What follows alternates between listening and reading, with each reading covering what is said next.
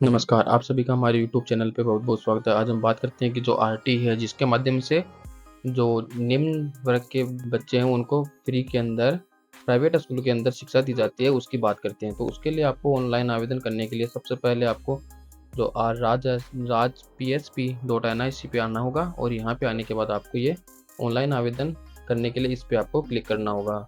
Video को शुरू से लेकर अंत तक देखिएगा। इसके बाद आपको यहाँ पे नीचे आना है। इस पे आपको यहाँ पे जो सारे निर्देश दिए गए हैं वो सारे एक बार चेक कर लेने हैं। इसके बाद इस चेक मार्क पे क्लिक करना है और नेक्स्ट के ऑप्शन पे क्लिक कर देना है।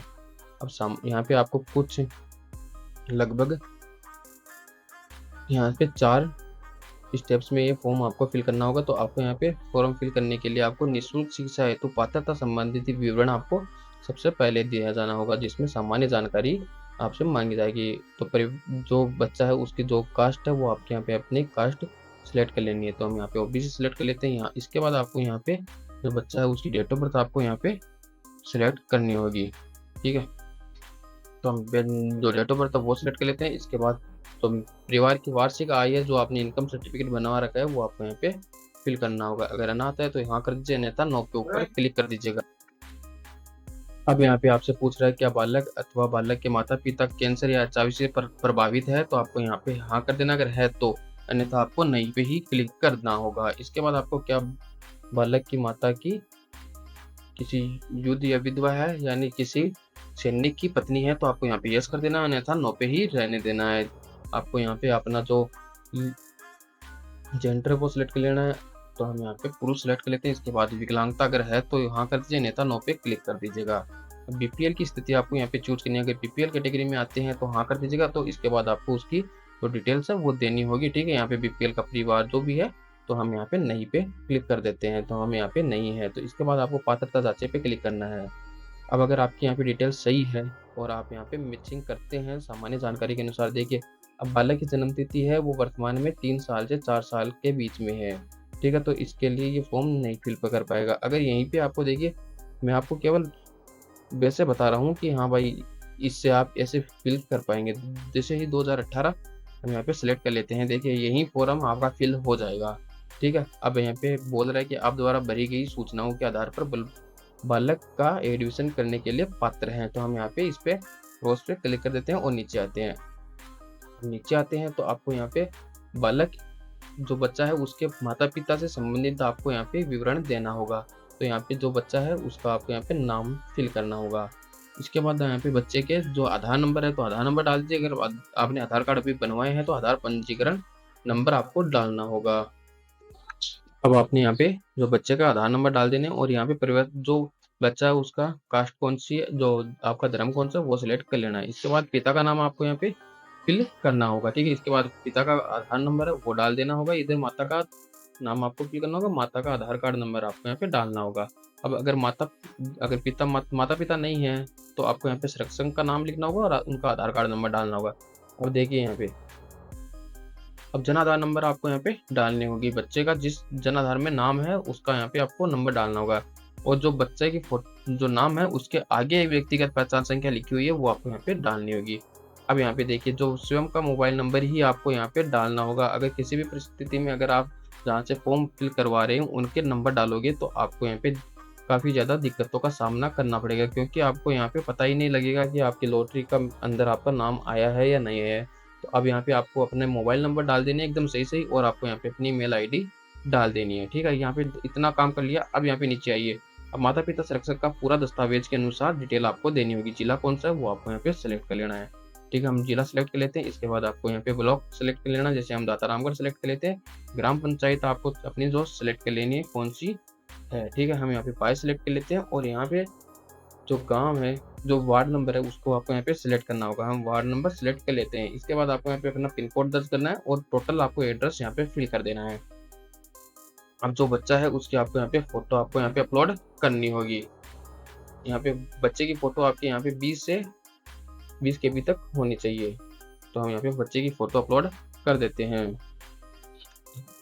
अब यहाँ पे आपने जो फोटो है वो अपलोड कर दी। इसके बाद आपको निःशुल्क सीट पर प्रवेश हेतु आपको यहाँ पे पात्रता के लिए दस्तावेज अपलोड करनी होगी। यहाँ पे जो फाइल है वो आपको यहाँ पे PDF सेक्टर में आपको यहाँ पे अधिकतम साइज 300 KB तक आप अपलोड कर सकते हैं। अब अभिभावक का बालक बालिका का निवास संबंधी प्रमाण पत्र, ठीक है, इनमें से आप यहाँ पे इसके जो मूल निवासी है उनके लिए आपको बता रहा हूँ, या तो आप राशन कार्ड अपलोड कर सकते हैं, तहसीलदार द्वारा जारी मूल निवास अपलोड कर सकते हैं, आधार कार्ड नंबर डाल सकते हैं, मतदाता पहचान संख्या भी आप यहाँ पे डाल सकते हैं, ड्राइविंग लाइसेंस डाल सकते हैं, बिजली का बिल डाल सकते हैं। बिजली का बिल आपका 6 महीने से पुराना नहीं होना चाहिए, ठीक है।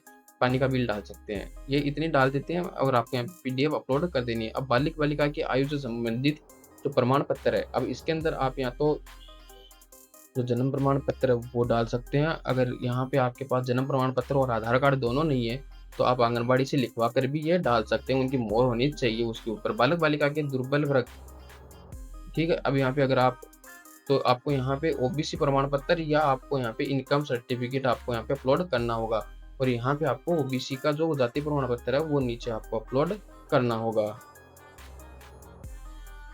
अब यहाँ पे आपने सारी डिटेल्स अपलोड कर दी है, तो अब यहाँ पे आप कैप्चा आपको यहाँ पे टाइप कर देना है और आपको यहाँ पे आवेदन पत्र डाटा सेव करे पे क्लिक कर देना है। और इस पे क्लिक करने के बाद आपको यहाँ पे देखिए ये एरो का निशान दिख रहा है आपको, इस पे आपको क्लिक करना होगा। अब आपने जो भी नंबर दिए उनके ऊपर एक OTP आएगा, वो OTP आपको दर्ज कर देना और कन्फर्म करे के ऊपर आपको क्लिक कर देना है।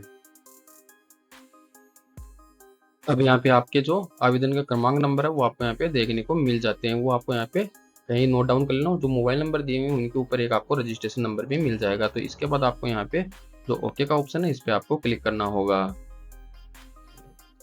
अब आपको यहाँ पे नीचे आना होगा, यहाँ पे नीचे आपको यहाँ पे सारी डिटेल्स एक बार चेक करते चले जाना है।